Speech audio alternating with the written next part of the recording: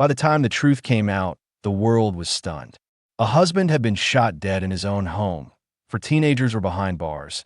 And at the center of it all stood a 22-year-old school employee, young, attractive, ambitious, and accused of manipulating a boy half her age into murder.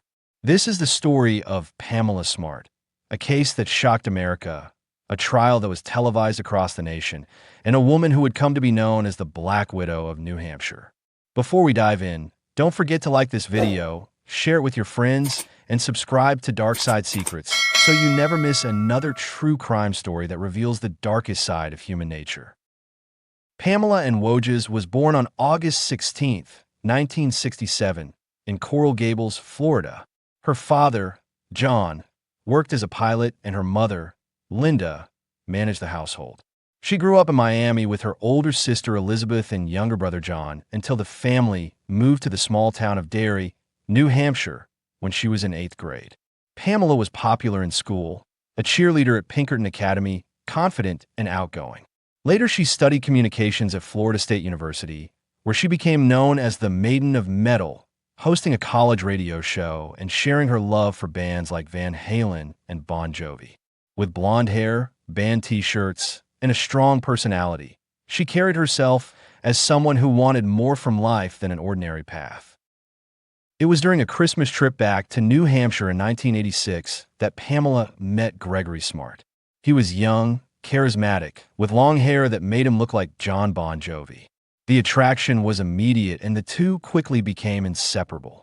By February 1987, they were a couple. 2 years later, in May 1989, they married. Gregg even moved to Florida during Pamela's last year of college to be closer to her. When she graduated, they returned to New Hampshire, bought a home, adopted a dog, and built the life that many called picture perfect. She began working as a media coordinator at Winnicott High School, while Gregg started a steady job at an insurance company. To outsiders, they looked like the perfect match: young, beautiful, ambitious. But within months, their marriage began to unravel. Pamela discovered that Gregg had cheated on her. He confessed, claiming it was a one-time mistake that would never happen again, but the betrayal haunted her.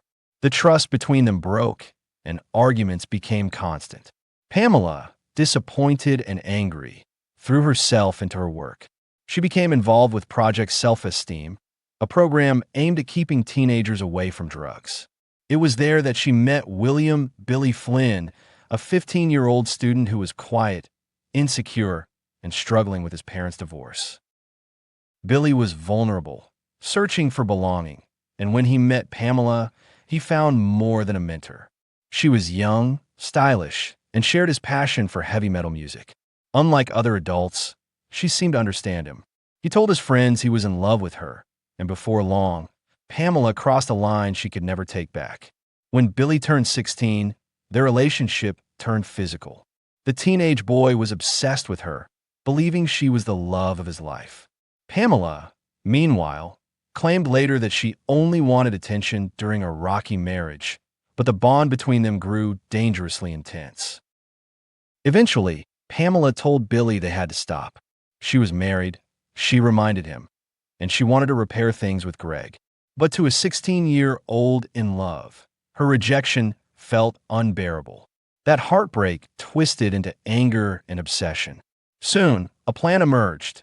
If Gregg Smart was no longer alive, Pamela and Billy could finally be together. On the night of May 1st, 1990, just 6 days before Gregg and Pamela's first wedding anniversary, Gregg came home around 10 p.m. The house was dark, eerily quiet. Their dog did not greet him at the door, which was unusual. Then, from the shadows, 2 teenage boys appeared, Billy Flynn and his friend Patrick Randall. They demanded Gregg's wallet and then his wedding ring. Gregg refused to give up the ring, saying his wife would be furious if he did. At that moment, Billy pulled out a .38 caliber revolver. He whispered, "God help me," and pulled the trigger. Gregg Smart collapsed and died instantly at the age of 24. Pamela returned later that night and dialed police, telling them she had found her home ransacked and her husband murdered. At first, investigators thought it might have been a burglary gone wrong, but nothing about the scene added up. The house was intact, Nothing of real value had been taken except a wallet, and there were no signs of a struggle. Detectives began to suspect that the crime was staged. Their suspicion grew when Vance Lattime, another teenager involved, left the murder weapon in his house. His father discovered it and turned it into police. Then an anonymous tip pointed investigators toward Pamela's intern, Cecilia Pierce. Cecilia knew about Pamela's relationship with Billy and hinted that Pamela might have been involved in the murder plot. Detectives convinced Cecilia to wear a wire. Over several meetings, Pamela spoke freely, not realizing she was being recorded. On the tapes, she seemed to acknowledge details about the murder that only someone involved could know. It was enough for police to make their move. On August 1st, 1990, Detective Daniel Pelletier approached Pamela in the school parking lot. She greeted him casually, asking, "What's up?"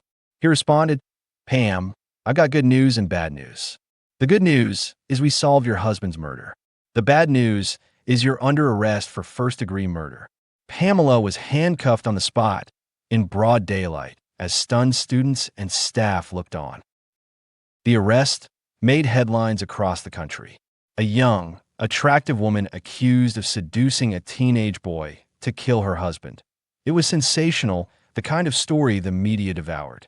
Newspapers labeled her a femme fatale. Photographs of her in bikinis circulated widely, painting her as a manipulative seductress. Long before she entered the courtroom, Pamela Smart had been convicted in the public eye. Her trial began in March 1991, broadcast nationwide with cameras inside the courtroom. Millions of Americans tuned in. The prosecution painted Pamela as a cold-blooded mastermind who used her sexuality as a weapon. They argued she manipulated a naive teenager into killing her husband so she could avoid divorce and collect his $140,000 life insurance policy. Assistant Attorney General Diane Nicolosi told the jury that Pamela was an evil woman bent on murder. Pamela took the stand, admitting to the affair with Billy but denying any involvement in Gregg's death.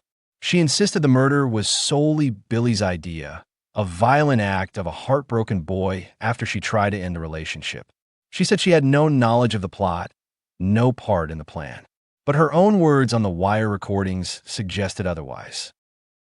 After a 14-day trial, on March 22, 1991, Pamela Smart was found guilty of being an accomplice to first-degree murder, conspiracy to commit murder, and witness tampering. The judge sentenced her to life in prison without the possibility of parole. She was just 23 years old. The teenagers also faced consequences. Billy Flynn and Patrick Randall were sentenced to life in prison for second-degree murder, but both were paroled in 2015 after serving 25 years. Vance Lattime, the driver, was paroled in 2005. Raymond Fowler, who had waited in the car, was paroled in 2003. All four eventually walked free. Only Pamela remains behind bars.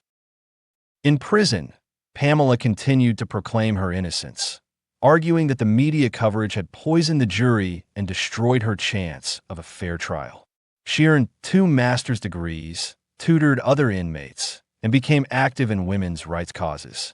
But she also faced violence, beaten badly by other inmates in 1996, leaving her with permanent injuries.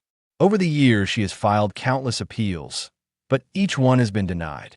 In 2023, the New Hampshire Supreme Court dismissed her final chance at a commutation hearing. Then, in June 2024, after more than 3 decades behind bars, Pamela made a rare admission. In a videotaped statement, she said she accepted responsibility for Gregg's death, not because she ordered it, but because she should have seen the signs of what Billy Flynn might do. It was the closest she had ever come to acknowledging guilt. Today, Pamela Smart is 58 years old and still imprisoned at Bedford Hills Correctional Facility in New York. She has spent more than half her life behind bars. To this day, she maintains she never conspired to have her husband killed. Yet Gregg Smart is dead, for boys lost their youth, and Pamela remains a symbol of how love, lust, and manipulation can spiral into tragedy. So what do you think? Was Pamela Smart truly the mastermind who orchestrated her husband's murder? Or was she simply a reckless woman caught in a storm of media frenzy and teenage obsession? Let us know your thoughts in the comments. And if you found this story chilling, don't forget to like this video, share it with others, and subscribe to Dark Side Secrets for more true crime documentaries that reveal the darkest secrets behind closed doors.